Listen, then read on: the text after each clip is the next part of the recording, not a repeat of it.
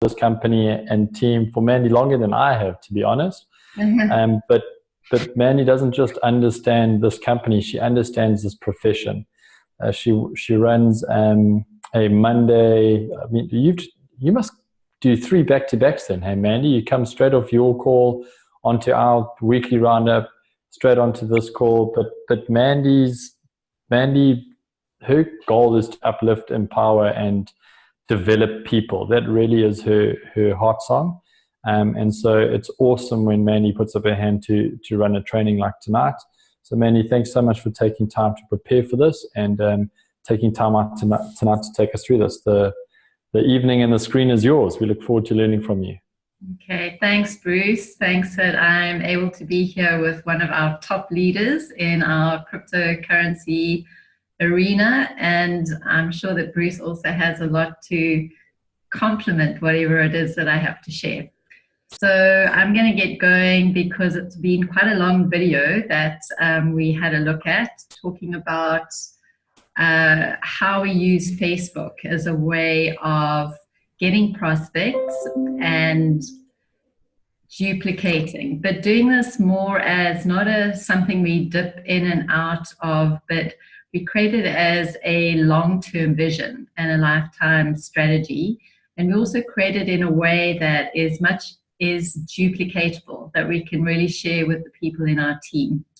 So because it's quite a long video and quite a long teaching, I thought I would take you to a PowerPoint, because I know for me I'm quite visual.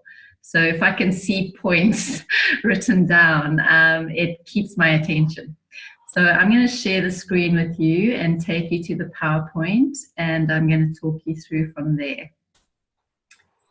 If I can find it, should be here somewhere. Let me go to here, see if I can. Oh, there we go. Right. Slideshow from beginning. All right. So Massa and Miguel say there are 3 reasons that sometimes our recruiting ratios are low. Sometimes we're approaching the wrong people, and they bring out a very valid point that it takes as much time to approach the wrong people as it is to approach the right people. So targeting people that you find value in and that you feel are valuable to share this information with, that's a really good starting point.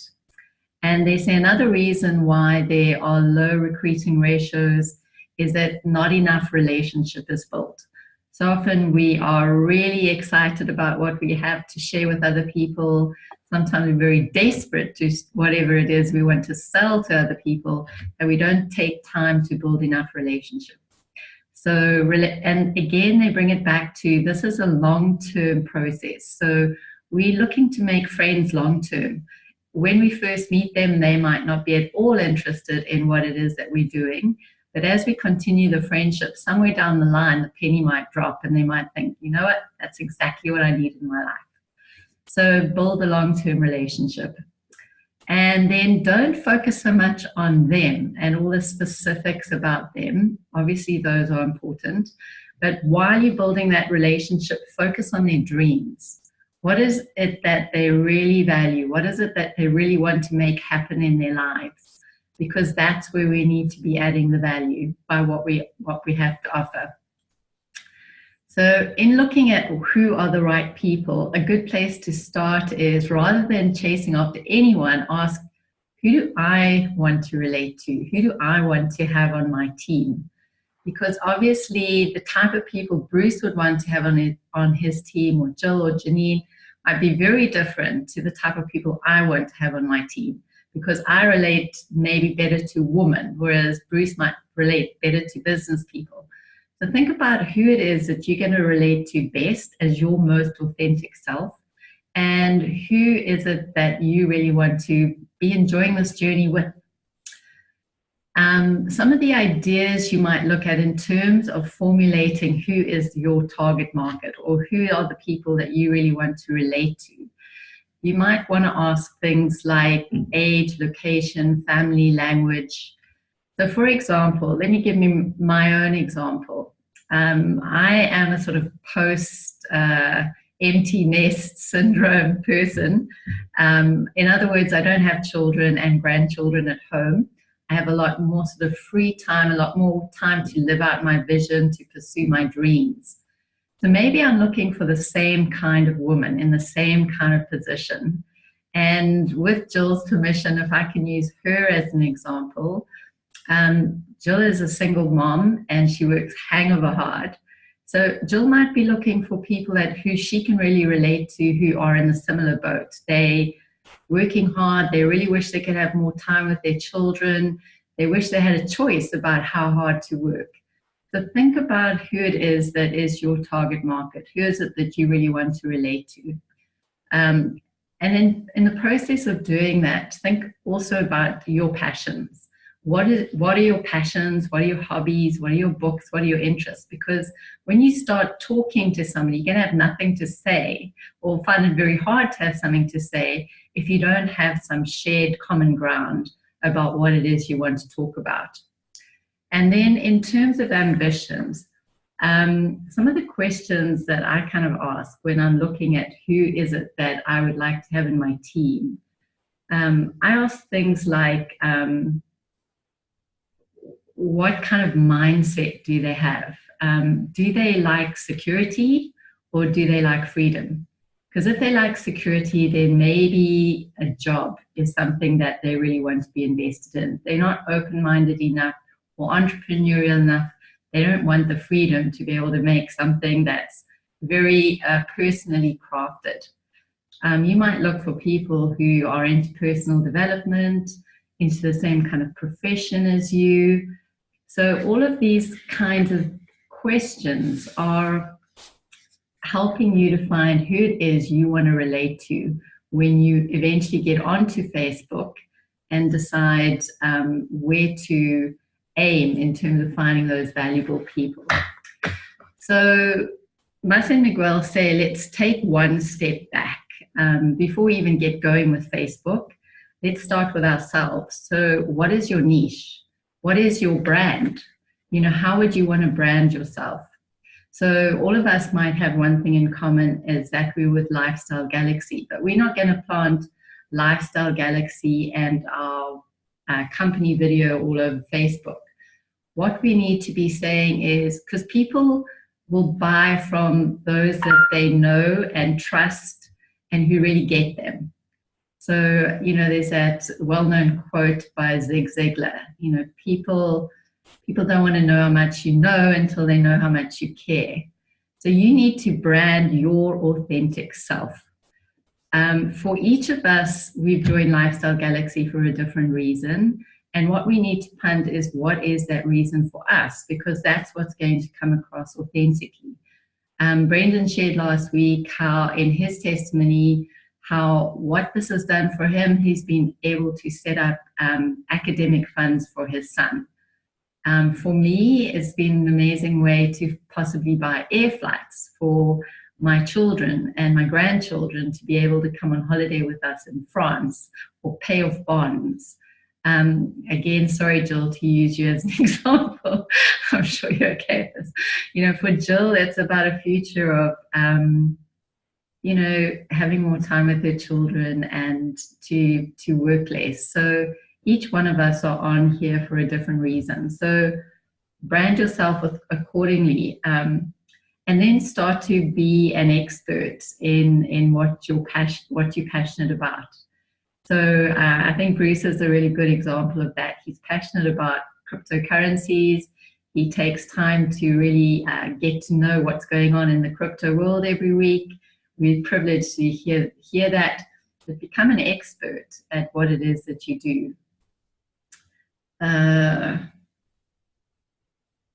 Yeah, and then as they move into you then finding where to find the target market, or where to find the people that you really want to be relating into, start looking around at who are the authorities in this area, who are the people that you might want to follow. And they encourage you then to join various Facebook groups, maybe even set up your own page. But first of all, start with that branding. And then the second thing that they say is very important is choose your own geographical location. Obviously, the closer to home it is, the better. because close to home means that you can be face-to-face with people. It means you can have home meetings. It means you can actually sit beside the person that you send to an event or take to an event. It's more hands-on. So choosing people in your location is really important. So even though they've been talking to us about what is the valuable person that you want to share this valuable product with, there is an aspect where we need to think about the numbers. So they say, well, let's look at the numbers. And the main aim of building momentum is that you try to reach out to 20 friends a day. And we'll share different strategies in a minute with how to do that and engage with them on a daily basis. It doesn't have to be a whole long conversation. It can be something quite short, but just something that's connecting. And then out of those 20 friends that you're making a day, you can imagine, and if we look at the stats right down at the bottom, if you're making 20 friends a day, that's 100 friends a week. So the momentum is really going to be building. Out of those 20 friends, share at least with 3 of them your product or your business. But again, getting back to the relationship phase, don't just say, okay, I've got to share with 3 people today and just choose anybody. It has to be people you've built up enough of a relationship that you know what is their dream, you know what is of value to them, so that when you share it with them, it reaches fertile soil. You know, it's not going to be falling on deaf ears and feeling like they're getting spammed. If you've been doing that, building up the relationship, sharing 3 a day, 3 a day means 20 people a week that are looking at our video. And according to the stats, that normally means about 1 or 2 people a week will be joining Lifestyle Galaxy. So those are the numbers. Then they go into a couple of strategies. So instead of taking you into my Facebook, I thought I'd just do some screenshots. So what Marcelo Miguel suggests, go to your profile, and in the space bar on the left-hand side here, type in my friends of friends. And they suggest you type it in according to your area, because that's what you're focusing on, local first. But I tried this and it didn't really work. Mas and Miguel said, okay, well then try a suburb of the city. That didn't really work for me either. So I've got a couple of tricks I can share with you, but hopefully that does work for you. Sometimes when you can't find an area, you could maybe type in an area and type in a category, like my friends of friends who are self-employed, or my friends of friends who are, for me, women who in small businesses or something like that. So when I typed in an actual theme, then quite a lot of people appeared. The negative part about that is they might not be in the same area as I am or in the same area as you are. So that might be a little bit more challenging if you're looking for local. But one thing I found how to trick Facebook is if you go to your profile, say for example, you are looking for friends in Harare, okay? So then here where it says Catania, Italy, so you go to your profile, choose places where you've lived. So this works if you're looking for people in a certain area. Say for example, Lifestyle Galaxy is launching in Australia, and you want to think, who are my friends in Australia? Then you might change this to wherever they're going to be having meetings in Australia. And as soon as you've done that, you can then go, so you've changed the place where you live. You then go to friends, you go to this place here where it says current city, okay? And you click on current city, and it'll bring, for example, everybody up who lives in Harare. See, I've changed mine to Mandy's friends who live in Harare, Zimbabwe. Okay, so now that's still not friends of friends, but I mean, you can start talking to people. For example, if there's a launch in Australia, start building up the relationship, start chatting to the point that you can say, you know, a company's launched this in Australia, would you like to go and have a look? But if you choose a friend, so try and choose a friend that has some kind of significance in a way. Either they're influential, they're well networked, they're distributors. So I just, for sake of this example, chose somebody I know in Harare who is a good distributor. And I went through quite a lot of people I'm friends with her, but then further down, there are lots of people that I'm not friends with, but we have friends in common. So then you can go add friend, add friend, add friend, add friend. You can easily do 20. And then it's up to them if they want to respond back. So just a strategy you can use if my friends of friends doesn't work.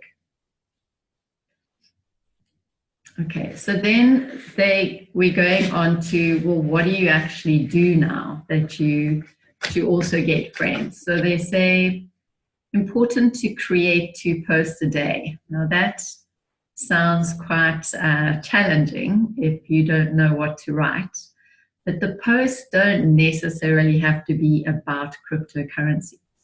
They can be about whatever it is that you're passionate about, or for example, if you're passionate about finding an additional income to fulfill some kind of dream, you can post about what it is you're dreaming about or what it is you're reaching towards, because other people will also kind of have dreams that they're also thinking, wow, well, if she's posting on ways of getting to reach her dream, well, maybe that's something I also want to. So you can do cryptocurrencies, you can do anything that's going to basically get people to respond, and you can start building relationships with. And then once you've created that post, quite important is a call to action. So a call to action can be anything like a question, a comment, anything like that, just that people will respond to whatever it is you've posted. Once they have responded, don't just leave it there, because you've gone to all this effort to create the post, you've gone to all this effort to engage with people. Then react to the people who've made a comment or shared what you post or liked it, and add them as a friend. And then again, back to the same process, build a relationship with them until you know what their dream is, and then send them a 30-second video. You know, part of the script that Masa and Miguel say, if I could help you climb Mount Kilimanjaro, would you be interested? If I could help you pay those school fees that you've been really struggling with, if I could help your sick mother get the attention that she needs, would you be interested? Anything that has real value to them. Okay, and I'm gonna make a couple of suggestions in this area as well that isn't actually included in the video, but I found helpful. So how to choose your 5 to 10 groups that you really want to belong to. Maybe I can open this up at this point, if you wouldn't mind, Bruce. I've found that trying to find actual cryptocurrency groups to belong to quite challenging, because a lot of the groups out there are not general, like giving information groups. They're usually groups promoting their product. So their ICO, their whatever it is they're trading. So I'm not sure what you do in this particular area in terms of finding groups. So just to give context to Janine and Jill, so Masha and Miguel teach that it's very, very easy to, if you can plug into a group of a captured audience already, you know, that's obviously the best way to then find like-minded people. And that's why Mandy's talking about the groups.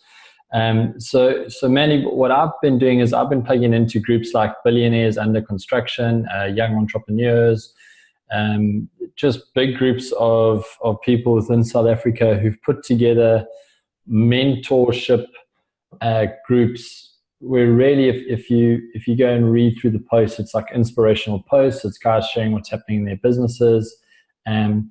for the very reason that whilst cryptocurrencies and blockchain are my passion, I really see them as vehicles for wealth creation. But my real passion's, wealth creation, seeing people set free. So I've chosen to plug into those. You've already got smart, entrepreneurial, business-minded people that are already looking for solutions. They're already open to those sorts of conversations.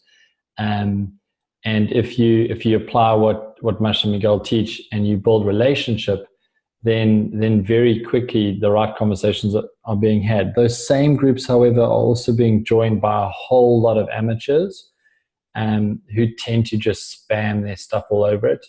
So please listen to what Mandy's teaching tonight. If you're going to join a group, make sure that you build relationship in order to see whether or not the solution you have is a fit, not just to fit it to every person. Because very quickly, you get identified as someone who is an amateur spammer, and you get blocked off those groups. So, but some of the groups, as Mandy shared, if your passion is, pets or cycling, you want to be plugging into big groups, 5,000 to 10,000 people who are talking on those subjects and talk about those subjects. Mandy's 100% right. Just because we're in the blockchain and crypto space, don't get suckered into thinking that that's the space you need to go find business partners in. That's not the case at all. So is that fair, Mandy? Yeah, no, that's very helpful, because I also find it much easier to find groups that are similar to my passions, so some similar to what you're saying, like Le Femme, the route to being a millionaire, and exclusive woman business building, and all sorts of groups like that are more entrepreneurial minded as opposed to being specifically cryptocurrency orientated. So that just validates a little bit what I do. Or for example, even now I've finished writing a book, so looking to get it published. So now I'm joining groups like Writers Helping Writers.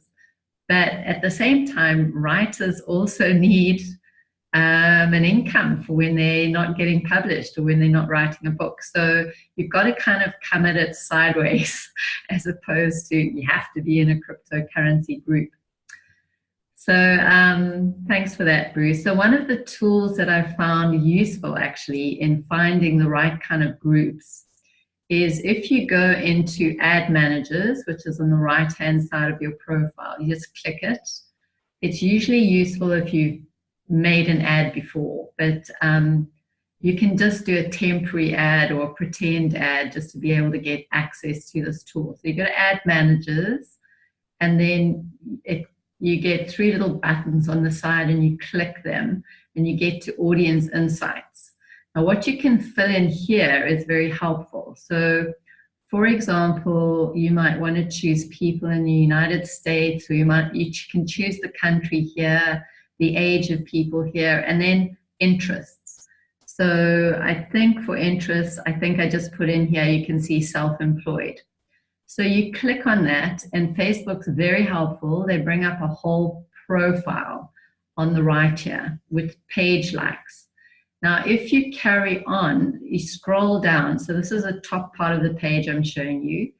If you scroll down to the bottom part of the page, you're going to see these are all groups that are already existent on Facebook. And it'll tell you here, they have a 40,000 audience.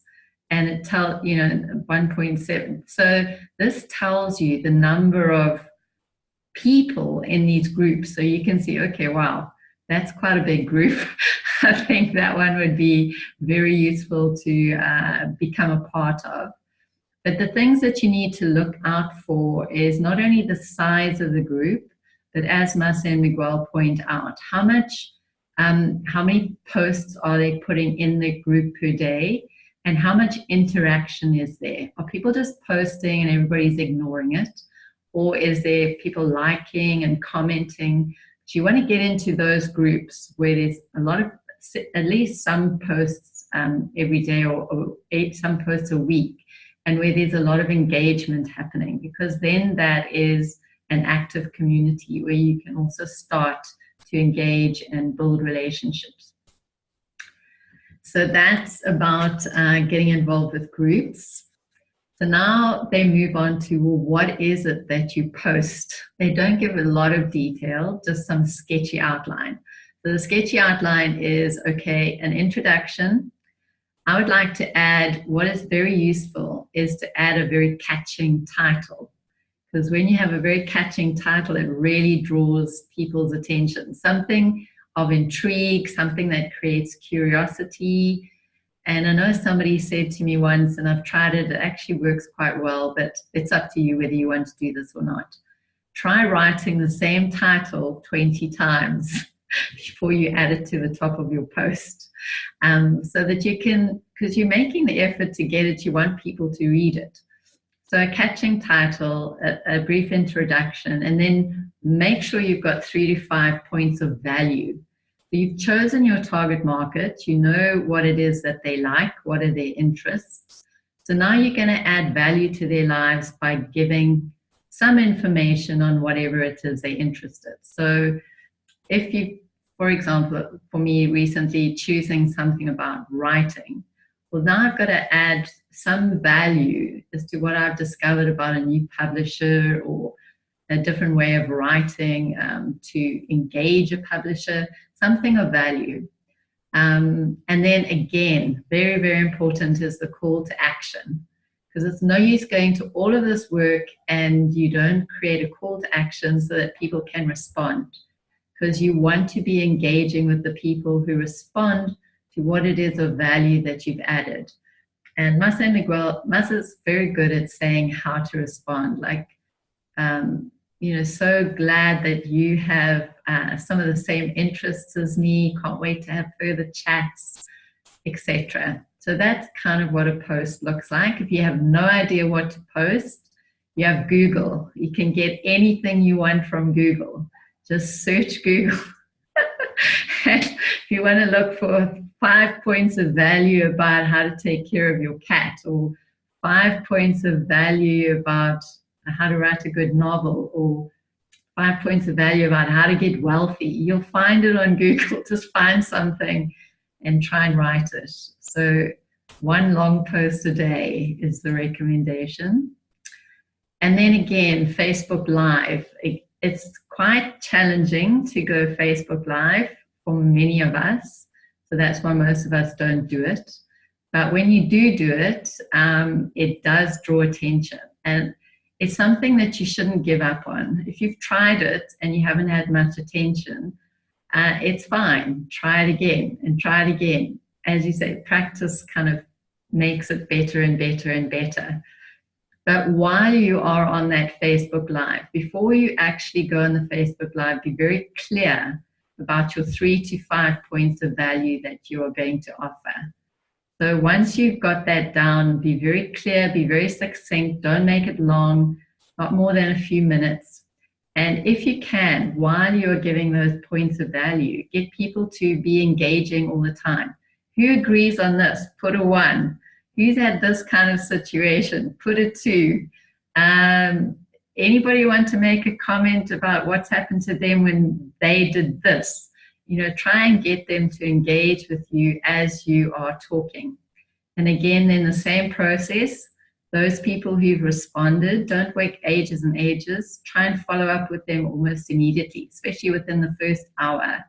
And just say, thanks so much for watching my Facebook Live. I was really scared, but your comment just really gave me so much affirmation and assurance.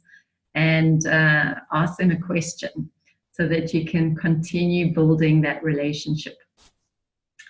And again, the call to action. So now you've been doing all this hard work. You've been doing the posts. You've been doing Facebook Live. How do you build those new relationships? So send a friend request and with a personalized message. And Masa brings out a good point, actually. We can write a personalized message, giving a compliment, engaging with the person who's just responded to our post or our Facebook Live. But if you leave an audio message, that actually makes quite an impact. If you actually leave a video message, that makes even more of an impact. I'm not quite sure how to leave a video message. I don't know if anybody else on this group knows how to do that. No, same as me. But I do think an audio message is quite cool because your passion, your enthusiasm, your warmth, whatever it is that's specific about your character that engages with people really comes across in an audio. And it immediately feels like, for people, like you've come into their space. Where do you leave an audio message? If you click on message, there is a little audio button. It looks like a little microphone that you see. Okay, all right, like the one on WhatsApp. On it. Yeah, and yeah. So that's quite nice, actually, if you can do that. And then, obviously, again, stay in touch, keep adding value. Don't think that people are just going to suddenly want everything you have the first time you meet them. You know, there's a lot of value that you have to keep adding into terms of building trust, building the relationship. And correct marketing of your business is indirect. Okay, don't just jump in with, hey, so glad you joined me. Do you want to watch this introductory video about my company and their business strategies and opportunities? You know, people are immediately kind of going to draw back again, but when it's the right time, give them the information. Okay. All right, so they end off with a couple of sideline additional training. So how to approach others who are already in network marketing. I think there are pros and cons to this. The pro is that you approaching somebody who has the same mindset as you value network marketing. The con is that you might be approaching people who haven't done so well in network marketing. So they might want to jump from one company to another, and they might have not done well in one company, so they might not do so well in your company either. So there are pros and cons. Another pro is they know a little bit more how to market. They're a little bit more equipped. But again, you know, you've got to weigh it up. So again, Masa brings out very important is, again, building the relationship. You know, don't kind of try and drag somebody out of their network marketing company where they're doing really well and they're very happy. But you can mention to them what you're doing and ask them, look, are you open to other opportunities? They can say yes or no. If they're open to other opportunities, obviously you can share with them what you're up to. But even if you tell them your story, so not so much telling them about the product, but tell them your story about why being with Lifestyle Galaxy is making a big difference to you. They might not want to join you right away, but a little bit down the line, something might happen to disillusion them in their own company. They might hit a brick wall, whatever it is. They'll remember your story and they will contact you and say, you know what, I want to look at that opportunity now. So I think that's about all to say about that. And then we've talked about why it's important to go local first. But the guidelines as to going wider is, first of all, the kind of income you're earning. So if you're earning a couple of $1,000s, if you're ready to go full time into the network, into Lifestyle Galaxy, then you're more ready to go spread yourself out a little bit further. Because going a little bit further is more expensive, not only in terms of finance, but in terms of the time that it's going to take. Much more time consuming to get on a plane, to travel somewhere else. And it's much more challenging to build a team when you're not right there with them. So going a little bit further is a challenge. And going international, I think, is when you are really a top leader and you already have a lot of other people in your team who are leading in your team and building in your team, and they don't need you as much because you've done a really good job of duplication. Then you're more in a space where you can move out and expand your influence into other more international markets. And a good time to do that is probably when, for example, when Lifestyle Galaxy is opening up in another market, or something significant is happening in another country. Like take Australia, for example. They want to put all the information onto a local blockchain. You know, some place where there are big things happening, people are stirred up, they want to know what's going on. So that might be a good time to go into a new market. And finally, they just give an example of when they actually did that. NASA did underline that trying to go too wide, too fast did not work for them. They had not succeeded locally, and they tried to go more countrywide or more international. It really did not work for them.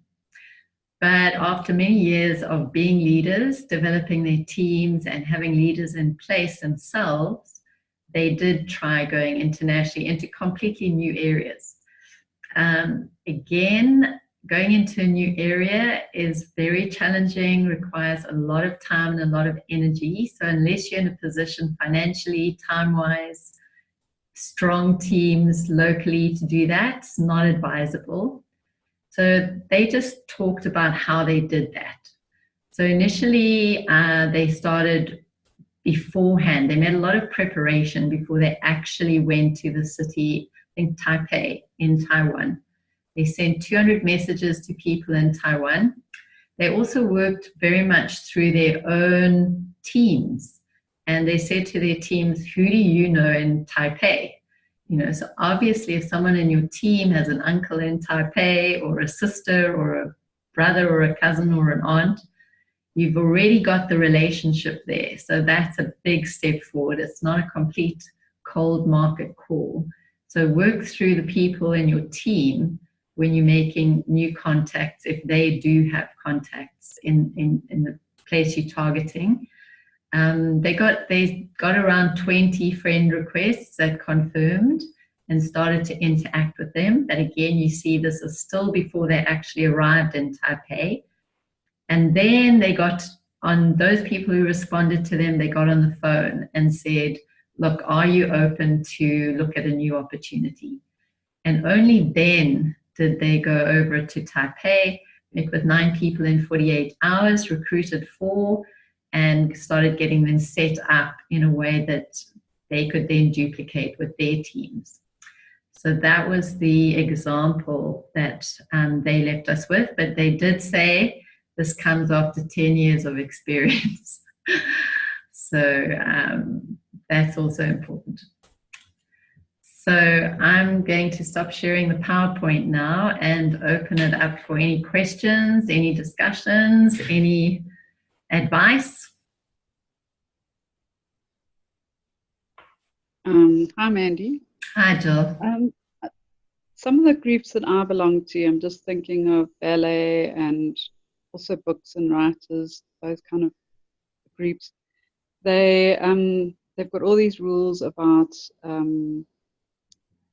marketing anything, and that you'll be immediately removed if you do, and please report anybody who does, and all that kind of thing.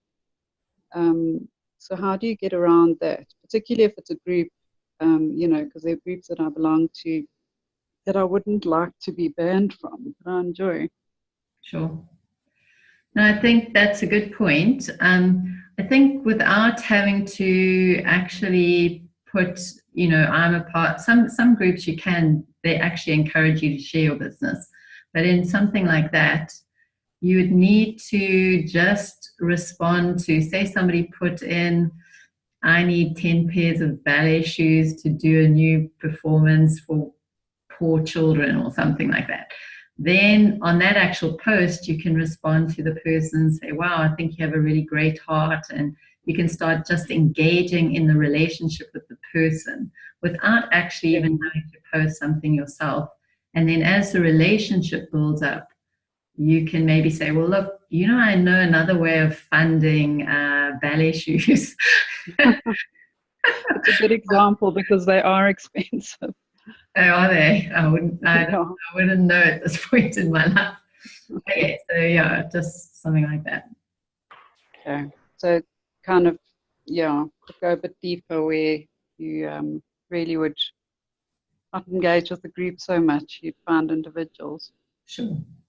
Bruce? Yeah, Jill, the other way to do it as well, which Mandy was speaking about earlier, was if you keep adding value to groups, if you keep posting that article with 3 to 5 really good points, what tends to happen is that on that group, people start knowing you as someone who gives value, and they end up friend requesting you in private, okay, which means now, so you're on this group, but you've got a private profile here. They end up friend requesting you, and they start following your life over here, and that's really where the key conversations happen. It's never on the groups. The groups are just a way for you to engage, give value, and from there, people actually start following you across in your private capacity, and that's where all the conversations happen. Right, okay. That's really great. Thanks, Bruce. Become an influencer.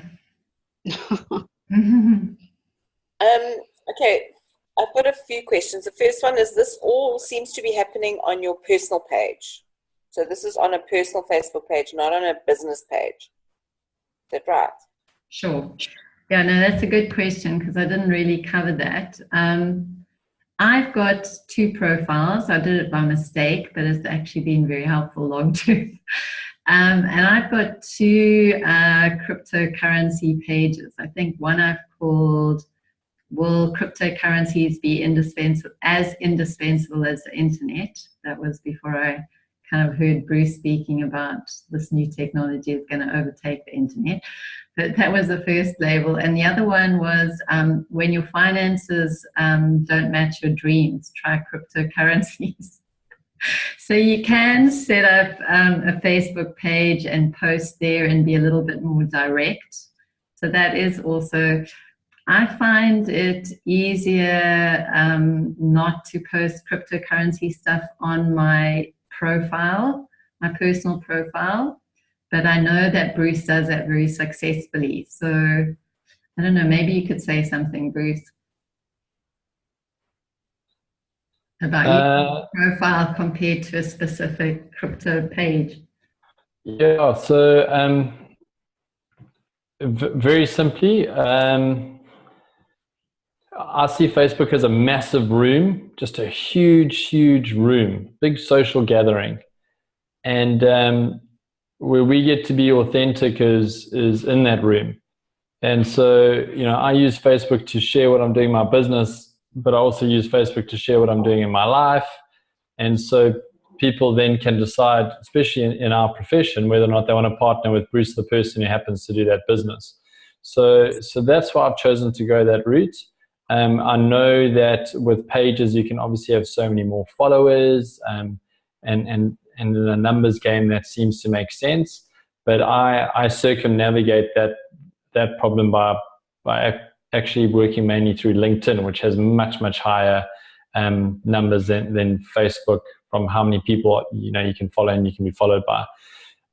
So I think it's different for everybody, Janine. I think it's trying to find what you're comfortable with and what you want to leverage.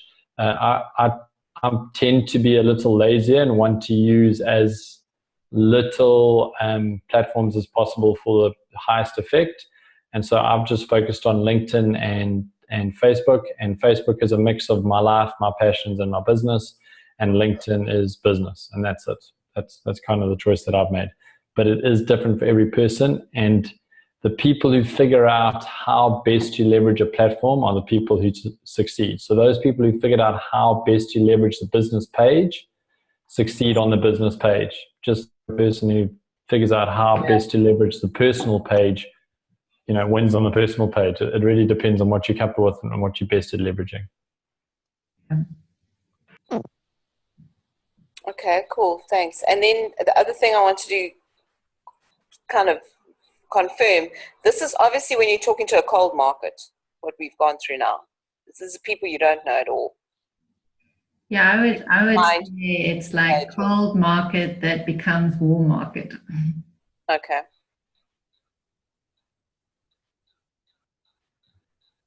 Yeah, Janine, again, Mandy's spot on there. It's walking into that big room and you don't know everyone in the room, but everyone has potential.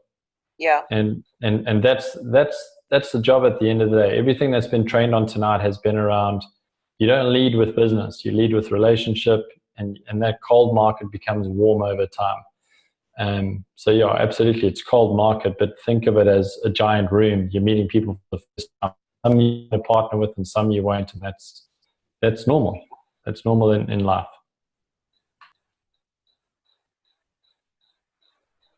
Cool, thank you. Are there any other questions, Janine? You said you had a few. Or was that it?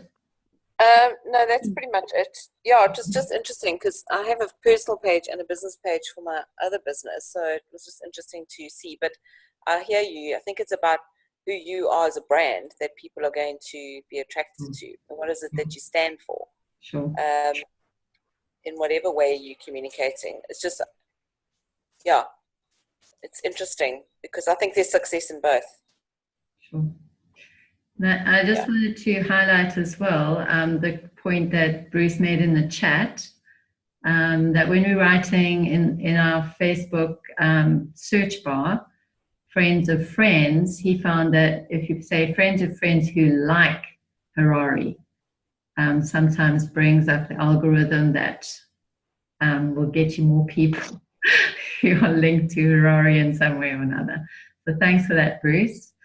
And one question I wanted to ask everybody, and maybe Bruce, how do you find approaching people through Facebook as opposed to LinkedIn? Because one is Facebook's very much a social platform and LinkedIn's very much a business platform. So you feel that they're different approaches. Mandy, so I think that comes down to cultural quotient, or CQ. We get cultures and subcultures within South Africa, and then you take that same thing, extrapolate it globally. Some people will use Facebook as a business and personal medium, and some won't. And it's, unless your CQ is pretty high on who in what circumstance will use it in the way that you're going to use it, it's fairly hard to keep up with which one's better, because I think each one is better in its own context to a particular person in a particular situation. I found when it comes to doing business with the European market space and North American market space, and South American market space, LinkedIn is exceptionally powerful. And yet I found when dealing in Africa and Asia, Facebook and Facebook Messenger is more powerful. That's a fairly blanket statement. It's not as neat as that. It gets a bit more nuanced as you dig deeper. But that certainly has been the findings so far. So there isn't one better than the other. You've really got to gauge it. The guys who are on LinkedIn are using LinkedIn, so that's a dead giveaway. The guys who are on Facebook are using Facebook, that's a dead giveaway. But you'll be able to pick up very quickly from their feed, from their language, whether or not they are more business oriented on a particular platform. Yeah. Okay, that's an interesting reflection. Thank you. When do we have a LinkedIn lesson? Garth, poor old Garth, who's sick, was going to give us some feedback on that. I suppose on the back of that, I was wondering, social media, Facebook, you can be a bit more chatty, but I find on LinkedIn, I'm a little bit more direct because I'm expecting people only want to be there for business. So I wouldn't be like asking all friendly, chatty things. I would be a lot more sort of business orientated. Would you agree? So there's a really good rule on LinkedIn. Don't expect value until you give value. So don't get value till you give value. And it's kind of the unspoken golden rule of LinkedIn, and so I think it's important when you are reaching out on LinkedIn that you've already created value with whoever you're reaching out for. You've already maybe connected them on something. You've commented on certain articles. All the same psychology exists whether you're on Facebook or LinkedIn. But that is that's kind of the unspoken rule on LinkedIn. You cannot expect value if you haven't given it. So just be aware of that. Even though we get to be more direct in our business approach, the person still want to know whether or not you're a value giver before they engage with you. So there's no shortcutting that part of the process. Yeah. And I think that's a really great point, because I experienced recently somebody really giving me value, and my reaction was I wanted to give back. Yeah, so.